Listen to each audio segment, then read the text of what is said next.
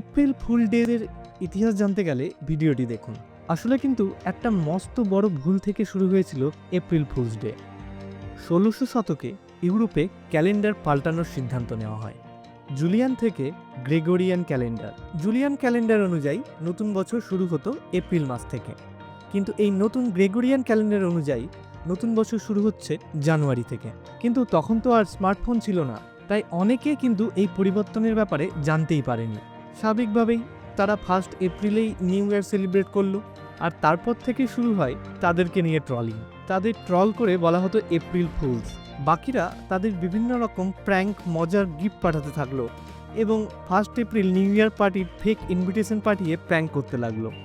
এই প্র্যাঙ্ক কালচারই ধীরে ধীরে ব্রিটেন হয়ে সারা বিশ্বে ছড়িয়ে পড়ল। স্কটল্যান্ডে তো প্রায় 2 দিন ধরে এপ্রিল ফুল সেলিব্রেট করা হয়। তবে বেশ কিছু থিওরি বলে এপ্রিল ফুল এশিয়ান্ট রোম থেকেও আসতে পারে। আর একটা মজার কথা হলো, ইউকেতে কিন্তু তুমি কাউকে 12টার পর প্র্যাঙ্ক করতে পারবে না। প্র্যাঙ্ক করলে তোমাকেই এপ্রিল ফুল ধরা হবে।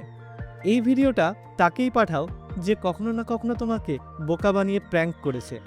তাই বলে মোদিজিকে পাঠিও না আবার।